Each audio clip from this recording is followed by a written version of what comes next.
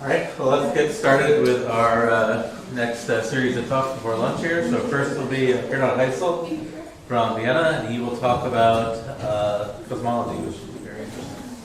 Thank you very much. So first of all, thanks to the organizers for giving me the opportunity to speak. So my topic is a little bit fringe to the topic of the workshop. So I will spend quite a long time giving some background, setting the scene. So I hope that you can take some interesting things away from that. And after that, I would like to summarize some things which my boss and me, how we contributed to this pocket of research, so to this approach, which was, just to make it clear, the approach itself is not by us, it was mainly due to Rendall. But we contributed, and that's what I'm going to talk. So first some basics. So general relativity. I'm looking at kinetic theory in the relativistic regime. General relativity offers currently the best description of space, time, and gravitation. And space and time is mathematically defined in. Sorry, I cannot see the point. Mathematically defined in this way. So it's a unified concept of space-time, which is a four-dimensional semi-Riemannian manifold with signature minus plus plus plus, and gravitation enters via the Einstein field equations, which on the left-hand side you essentially have the Ricci tensor, which gives you a measure of space-time curvature, and on the right-hand side you have your matter content.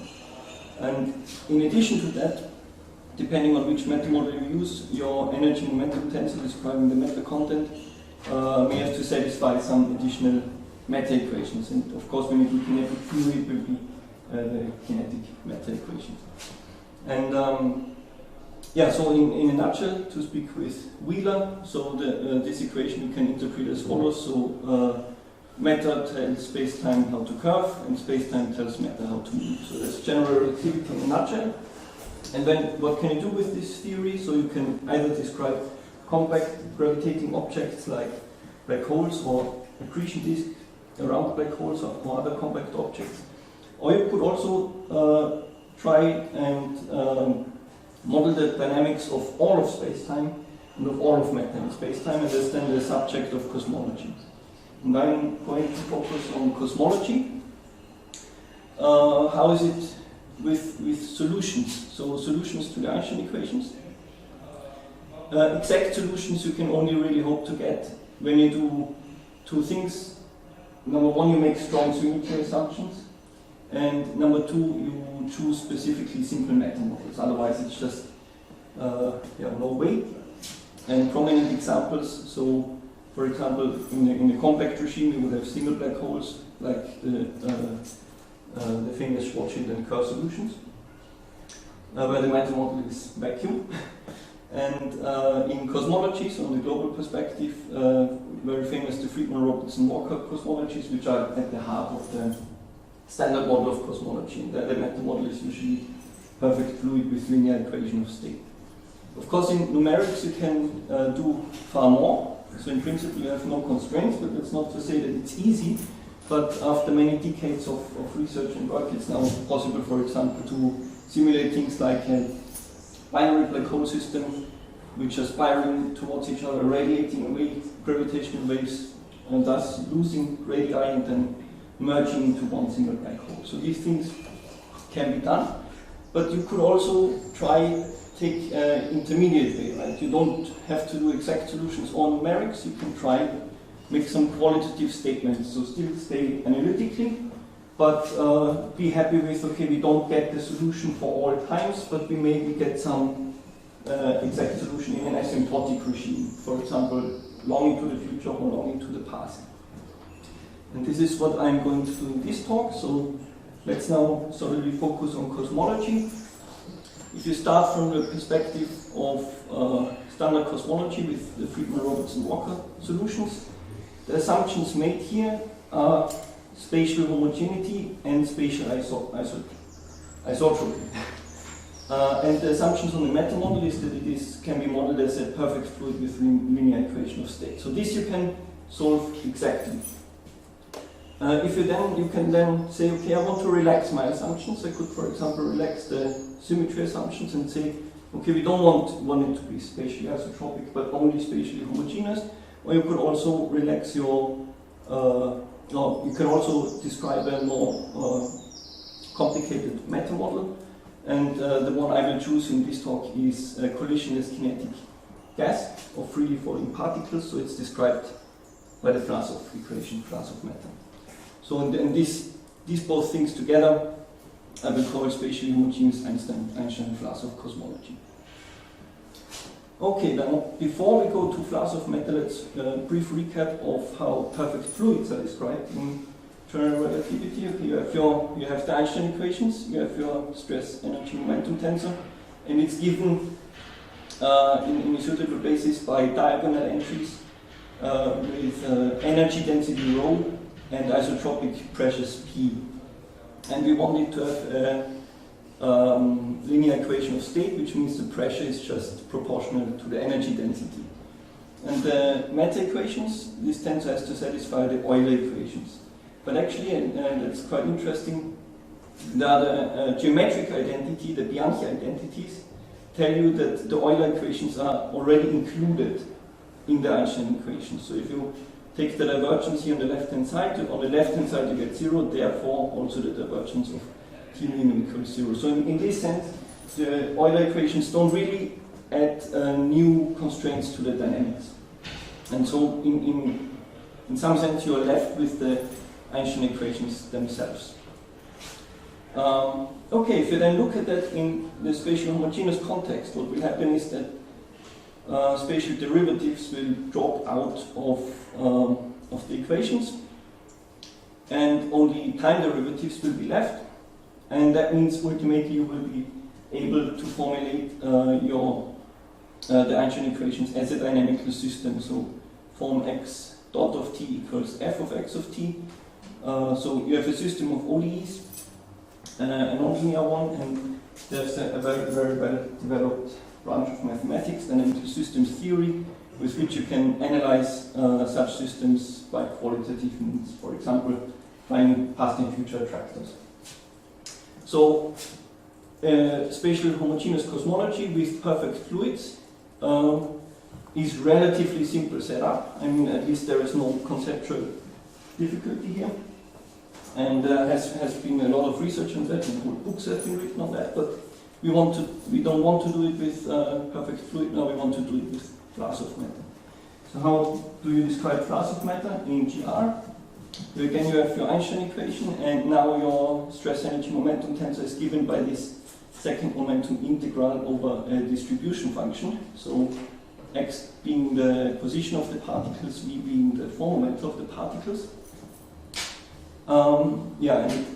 The distribution function is defined on what you call the mass shell, which is essentially constrained by these two identities here. So v mu has to be minus m squared, so that that it has the energy of the mass of the particle, and we want it to be future pointing. So the time component of the form momentum has to be greater than 0. We can also consider massless particles, so if you set m equals 0, then you would have a null-like particle. And the distribution function has to satisfy the Vlasov equation. And so I've written it down here. And in geometric interpretation, you can think of it simply as a kind of geodesic equation for the distribution function f. So this tells you particles are freely falling, and we can see we have no collision since on the right hand side we have 0. Now, if we again say we have spatial homogeneity, we will again spatial derivatives will again drop out. But what will not drop out is these derivatives with respect to the momenta in the Vlasov equation. So just imposing spatial homogeneity sadly is not sufficient for the Einstein-Vlasov system in order that it reduces to an ODE system. It is still a system of integral PDEs. And that's of course not good because we want to apply dynamical systems theory. However, with some clever symmetry assumptions, you can make it work. And before that, I have to talk one slide about inheritance of symmetry. So the idea behind this, my spacetime has some symmetries. Via the Einstein equations, these symmetries have to carry over to your mental model in some sense. And in what sense I'm showing you here.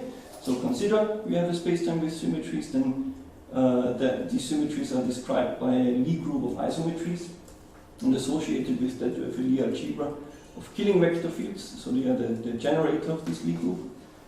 And then, so let now psi be such a Killing vector field, then the Killing equation will be satisfied. So the Lie derivative with respect to the Killing vector acting on the metric will be 0. So that's describing the symmetry on the geometric side. This will then carry over because the Ricci tensor is constructed from the metric also to this identity. So also the Ricci tensor inherits the symmetry, and via the Einstein equations, that means then that also the stress energy momentum tensor inherits the symmetry. So in our case, Vlasov matter, the tensor is given in this way, and then it has been shown that for the distribution function under the integral, this means the following, that psi tilde here, which is the complete lift of the Killing vector onto the tangent bundle acting on f, under the integral, the whole integral has to vanish. And so this is in full generality, and now I'm going to make the following definition. I'm going to call a distribution function to be invariant under the symmetries of the spacetime if this, so psi tilde f vanishes. And that's of course a restriction, so it's not full generality anymore, because the integral can also vanish if this doesn't vanish everywhere. But we will for now go along with this loss of generality. Why do we do that? So because there's this very interesting result by Barnes and Maharaj. If you assume that you have a distribution function which is invariant under spatial homogeneity, and in this case also an additional symmetry, so it means you have rotation symmetry around one axis but not full isotropy, and you assume that this distribution function satisfies the Vlasov equation, then they could show that the distribution function must have this functional form. In particular, it's independent of time, it's independent of the spatial coordinate, and it can only depend on the form vector in this way. Yeah, it's a very interesting result, and it's also non-trivial, even if when you look at it, it's in some sense not surprising. They also have another result without the local rotational symmetry, so only spatial homogeneity. But for this talk, I will stick to that. Yeah, and in 1996, Rendall began to exploit this and say, okay, if I now say I have a spatial homogeneous cosmology and I choose the distribution function to be invariant under this symmetry, then I know by this result that the Vlasov equation will automatically be satisfied. And that means I can, as long as I make this assumption, I can essentially eliminate the Vlasov equation from my system and be happy with being left only with the Einstein part. And remember, in the Vlasov equation, you had these derivatives with respect to the formal matter. So now they are gone, and that means now we can again reduce the equations to a system of ODEs and analyze it by the means of dynamical systems theory. So that's in essence the approach. And the most important thing is making this assumption. The literature, so I would have to go in more detail, but just so you believe me, so in GR there are many different cases of spatial homogeneity. So there's not just one case of that's spatial homogeneity, but it makes a lot of sense, and it's important to distinguish different cases. And this approach is applicable to 8 of these cases, and 7 of them have been analyzed in this body of literature here. And then recently, my boss and me checked back on the literature and and checked if there is anything left to do. And indeed, as you can see here, 8. It's applicable to 8. 7 have been done, so there was 1 missing, and we did this now recently in our paper. And that's so the one which is missing is called KantowskiSachs cosmology. Just the name for this talk. It's one class of spatially homogeneous cosmological models. Okay, then let me show you what we have done. So KantowskiSachs cosmology is, again, for this talk we are happy saying it's a class of spatially homogeneous cosmological models, which also has this additional rotation symmetry around one axis. The geometry can be written, so the metric can be written in this form, where spatial homogeneity is manifested. There's no spatial dependence on the metric component, and the local rotational symmetry is also manifest in the G22 equals G33. And this metric can live on topologies of this form, so something like R cross S2, or something which can be derived from that by compactification, identification of points here of R of antipodal points of the S2. So you can think of this part of the metric as the metric on S2, and this part here as the metric on R or on S1, for example. You can, of course, you can tell a lot about the geometry of these cosmologies, but I just want to point out one thing. So these models recollapse. So that means you have a big bang, it will expand for a while, then it will start contracting again, and you will have a big crunch. But there's a conjecture, closed cosmologies recollapse, which means if you have a closed spatial topology, which we have here, we have the S2, we have S1 cross S2, then you would think the conjecture is it recollapses, and for this model it has been shown in results of different generality that this actually happens under fairly smooth restrictions on the energy moment tensor on the matter level. And we know that Vlasov matter satisfies these restrictions, so we already knew beforehand this will have to happen, and it also did happen. What are our main results? So first, what did we consider? We considered these cosmologies with Vlasov matter of massive or massless type. Then we made this assumption that we have a symmetry invariant F, so the distribution function we knew would be of this form. And then, as I explained before, we could formulate the Einstein equations as dynamical system. And then we analyzed the dynamical system. In particular, we found the past and future attractors to this system. And this translates back in geometric terms. So in terms of a metric, we know that, so we could show that generic solutions, so if you pick random initial data, then the past and future asymptotic solution would look like this metric here, which is known as the non-flat LRS-Kastner solution. So looking at the time behavior here, the Big Bang, say, is now at t equals 0. So if you go back there in one direction, it will be contracting, in the other direction is expanding. So this is not an isotropic Big Bang, but it's an anisotropic one. People also gave these names like pancake singularity and cigar singularity. And we also found, so that's the generic case. If you fine-tune your initial data to particular special cases, we also found the asymptotics for that one, but I just didn't write it down here. Okay, to give you a brief sketch of how we got this result. So once we formulate the Einstein equations as dynamical system, you can think of it as this equation. So we have a 4-dimensional system of ODEs. These are our variables, and for these I will give you some physical interpretation. HD, so first K is the extrinsic curvature of your spatial slices. That means in here you have appearing the trace of K, and the trace of K gives you the overall rate of expansion. So let's say like this, it gives you the isotropic rate of expansion. So HD is a physical measure of the isotropic expansion. Here we have sigma plus here as the only independent degree of freedom, in this case for the shared tensor, which means this gives you the anisotropic rate of expansion. So if you have an expansion as we saw it in the metric before, going at a different rate in one direction and in the other, then your sigma plus will not be 0. Yeah, this is pretty clear. It's just a fraction, defined as a fraction of metric terms. And L here is, you can think of as a length scale, because it's the third root of the determinant of the spatial metric, and the determinant of the spatial metric is the volume element. So it's just a compactified length scale from 0 to 1, directly related to the volume element, the spatial volume.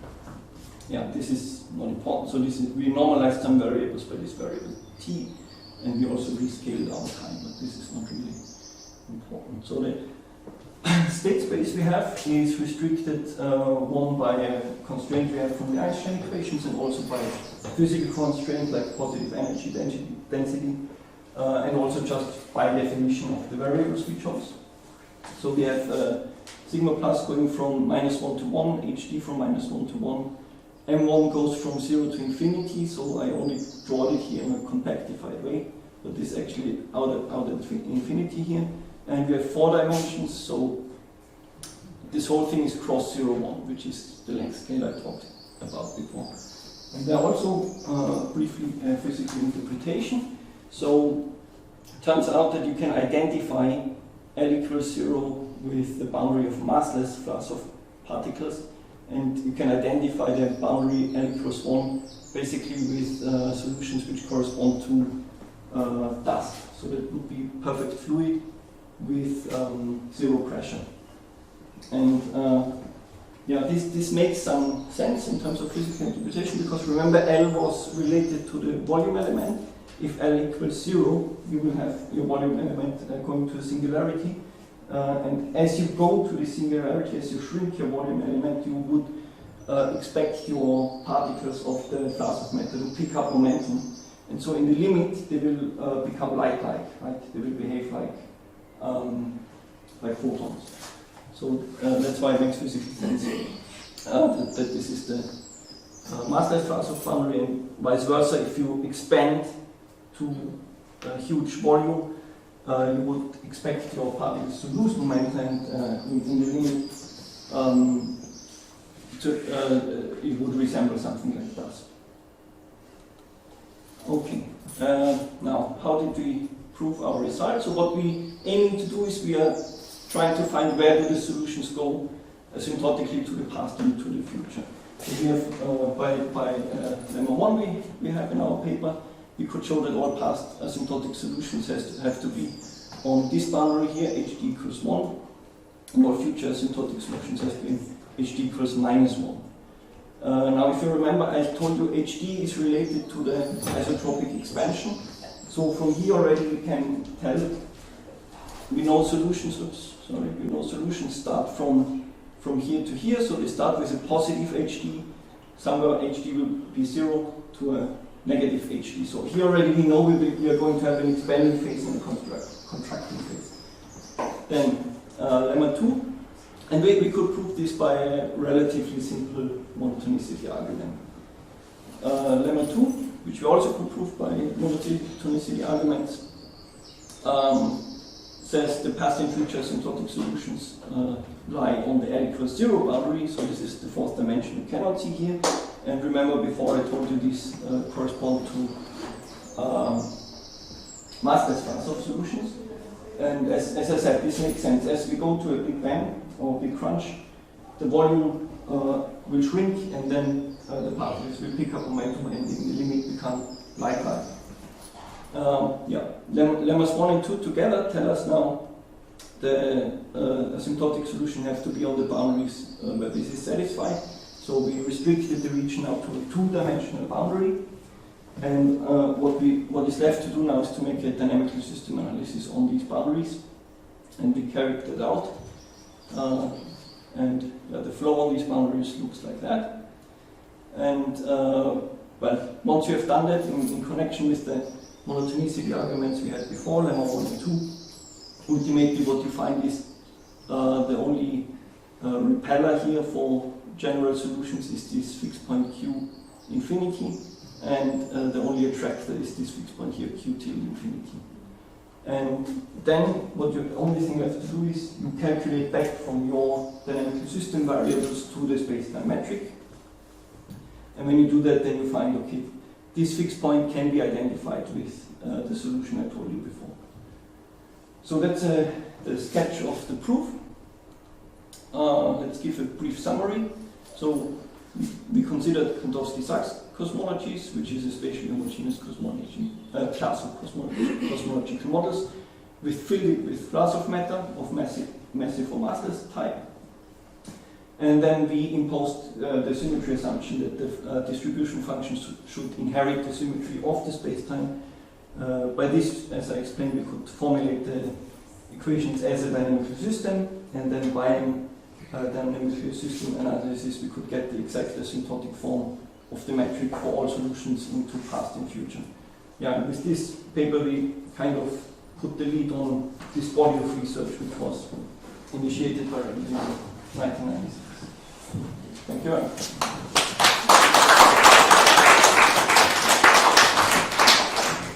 Right, are there any questions? Actually, I have a question more for you. Could you, does anyone, or maybe exists, I really don't know, but the question is it possible to do an interaction operator, even if it is in Fokker plan form? I know that Stephen Pankavich has been doing that with Simone, and we have looked into that. But in the set of core, as you said, in the set of symmetries assumptions that we give you, there's the linear invariance for space and the invariance, the rotational invariance, with the same set of coordinates. Has that been done? Has anyone have been looking into that? Well, I can only comment it on, so in cosmology I know there is a few papers with the Boltzmann equation, so in the sense so we have interactions, but there you cannot apply these methods anymore. So that they were not able to make assumptions so that the system reduces to a dynamical system. They then did different things, basically a small data stability analysis around what they already tried. Because it changed, the fact that you put an operator like that, it changes. Yeah. So I'm not aware of more than that, but that doesn't mean it doesn't exist. So that's maybe yes. Right, are there any other questions?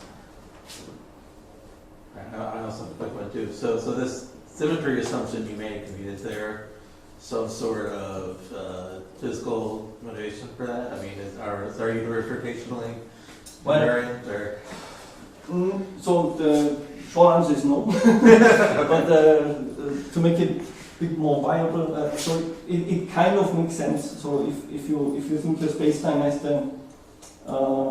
has these symmetries, you would assume that your distribution function inherits them directly. Yes. But of course, as we've seen, it's not really true 100%. So, and no, there's no real physical. But so one thing which is interesting is so what people did after. So first people analyzed that with dynamical systems, and then there were some papers making not this assumption, and then checking basically if the fixed point. So say the people before with dynamical systems could show okay the solutions go to this fixed point, and then later people picked it up again and then used the full system without this assumption on the symmetry, having then a PDE system, and then they made with different methods a small data stability analysis and could show okay in a closed environment solutions would really go there. So this is kind of reassuring that we don't assume too much. But it's of course, for the global solutions, that's not really shown in full generality, only with the assumption. Thank you. All right, well, let's thank the speaker again.